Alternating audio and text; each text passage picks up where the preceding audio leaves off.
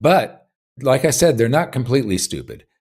They know about the gold silver ratio. They know that silver is incredibly undervalued. They have been accumulating gold.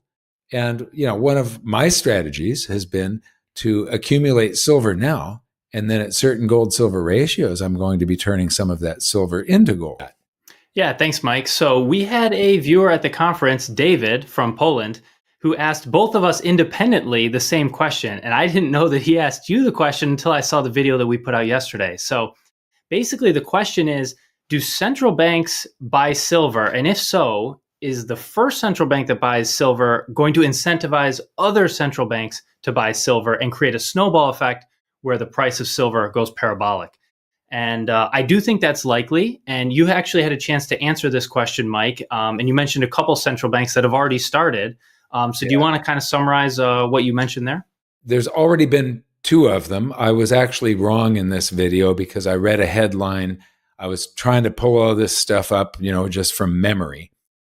So I was wrong, but close on one of them, and you'll cover that. But yes, I believe he is correct. So far, it's just a couple of central banks.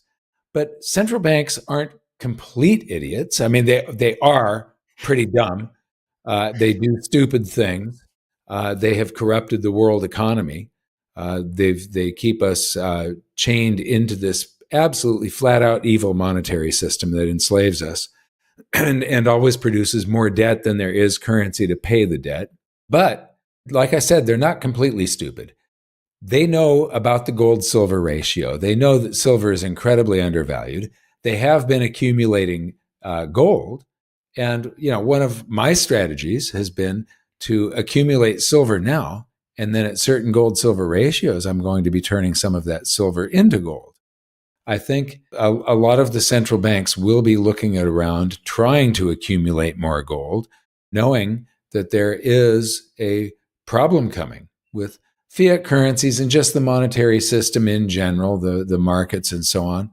And the best way to get ahead of the curve is to try and get as much gold as possible. But with gold already up at the prices that it's up at, they're looking at that thinking that, even though it's at record highs pretty much, they're looking at that thinking that that's a high, where silver is still basically at its 1980 high today, which just doesn't make any sense at all. So why don't you take us through this presentation? Yeah, absolutely. And the one thing I'll say as we go through it for our viewers to keep in mind is that silver has basically either been considered an industrial metal or a monetary metal. And we're almost seeing an emergence of a sort of a hybrid where it's like a security metal, like a metal of national security. So keep that in mind as we go through here. Well, it's a metal that tech has to have. Tech can't get by without it. And at the same time, we're starting to see monetary demand, and this will increase as time goes on. We haven't seen the West interested. The West was selling while the East was buying, which I think is sad to see. But this is the one I was wrong on. I said that the central bank had actually purchased.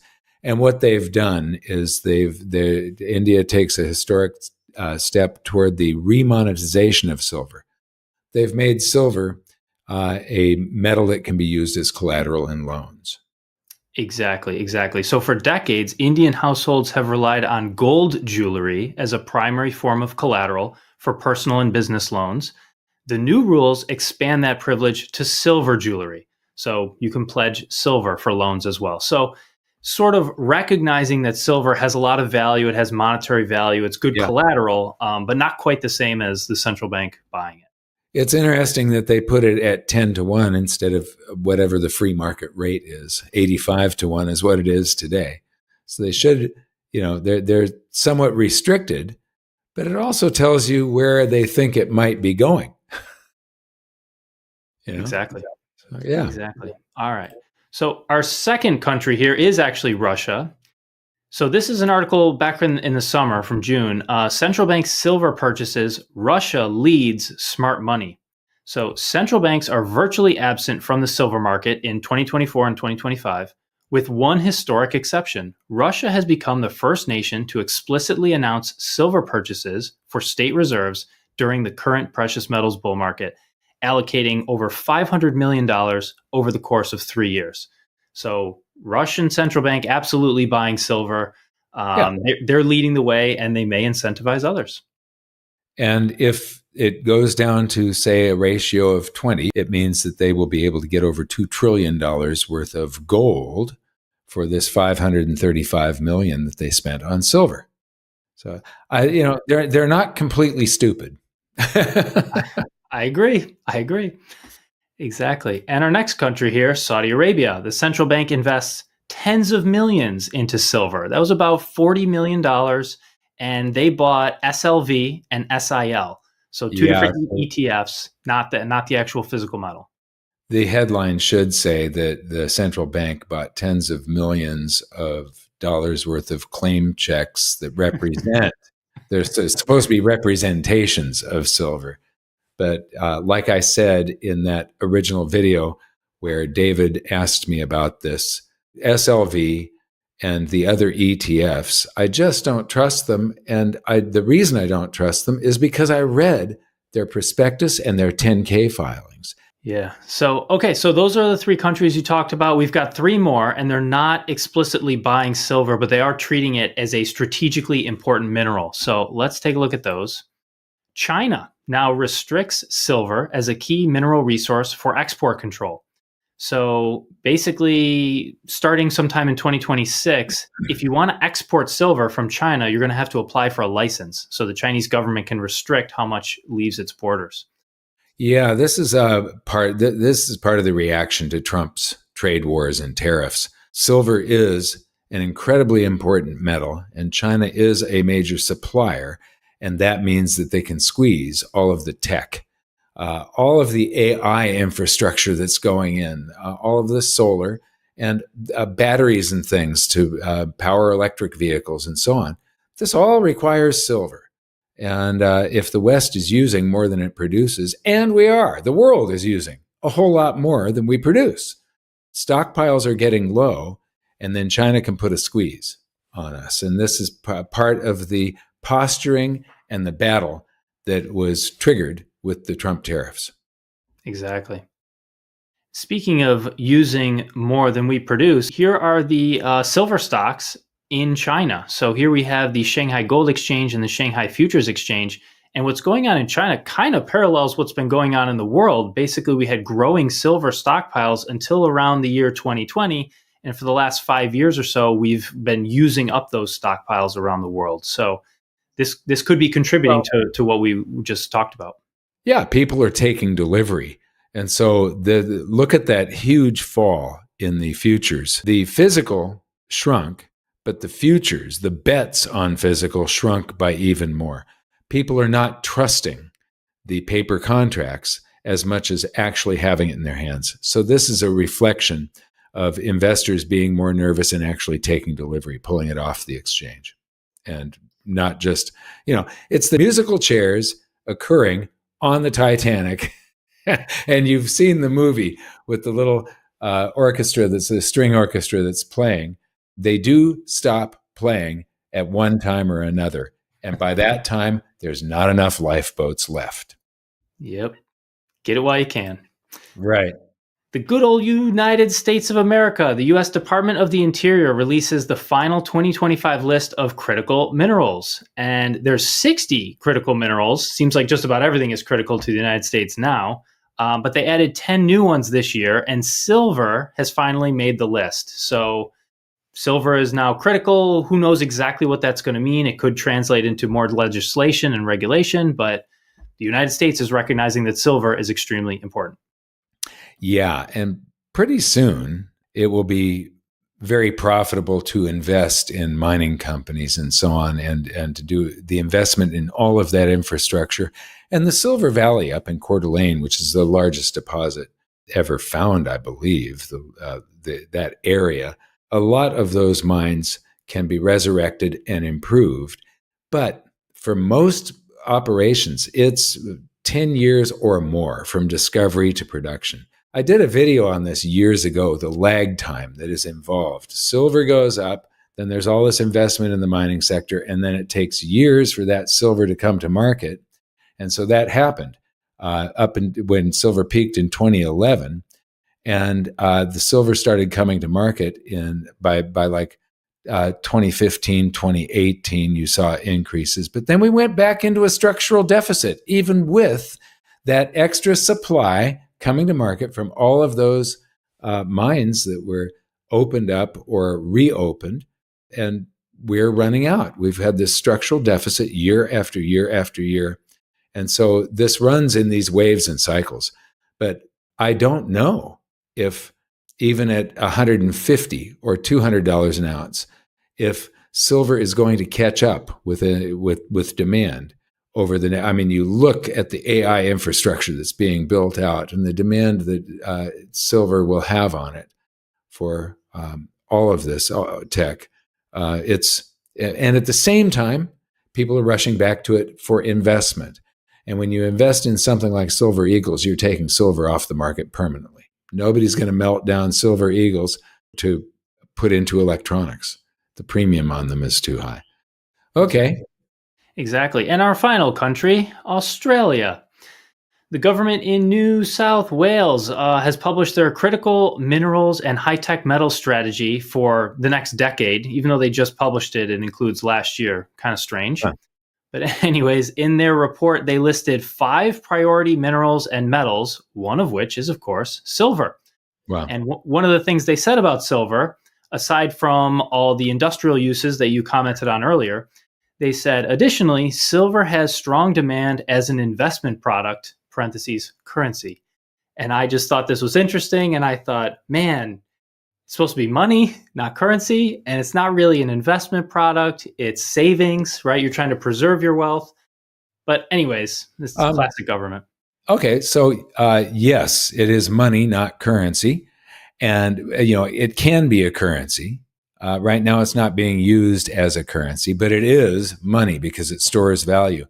However, I've often said that there are these brief moments in history where the precious metals become not just the safe haven asset where they are savings, but the asset with the single greatest potential gains in purchasing power.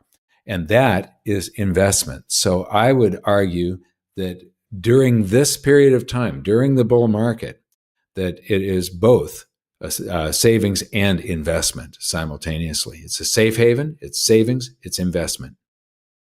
Beautiful. Yeah. I love it. I love it. Well, we can summarize all those things that we just talked about with a wonderful tweet from Hansa Czerny. Something big is happening with silver. First, China restricted exports. Then the United States classified it as a critical mineral. Now Australia names it as one of its 5 priority metals in its 10-year strategy. 3 continents, same signal. Silver isn't just an industrial metal anymore. It's becoming a cornerstone of national security and energy transition. When governments start guarding silver, stackers already holding it are ahead of the curve. Yeah. Perfect. And it is perfect. It's not just a cornerstone of national security and energy transition, but it's developing a monetary component right now. And I've often said that that is what is required for the triple-digit silver that I believe is definitely in our future. I think so too. And I put a chart in here to illustrate that, a comparison of the current silver bull market to that of the 1970s. So we've done this chart before. We've also done the equivalent version for gold. But it's nice for people who haven't seen it. So silver chart, I don't remember covering that. I remember the gold one. Yeah. Yeah. It's less common. Last time I did, I think, was July, because that's when my spreadsheet was last updated. So anyways, blue across the bottom here is the 1970s, and that's what the blue line looks like. And you see these waves and the big blow off top, peaking around 49.45. This is just daily, not the intraday high, but the end of day close. Right. And then the white bull market is the current one. If we go back to 1999, it sort of bottomed in 2001, 2002, around $4, went up to 48, came down, and here we are. We're around 53, 54 right now. This was the high from a week or two ago. I forget the exact date. So yeah, so we're above the 2011 high, we're above the 1980 high in terms of a daily close, but there's still a lot more to go. That's this yellow line here. I do think we are going to get a massive blow off top in the next 2 to 3 years, going up to something like 600 an ounce. Wow.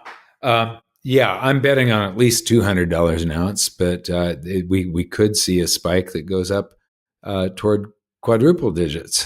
Yeah. We don't know.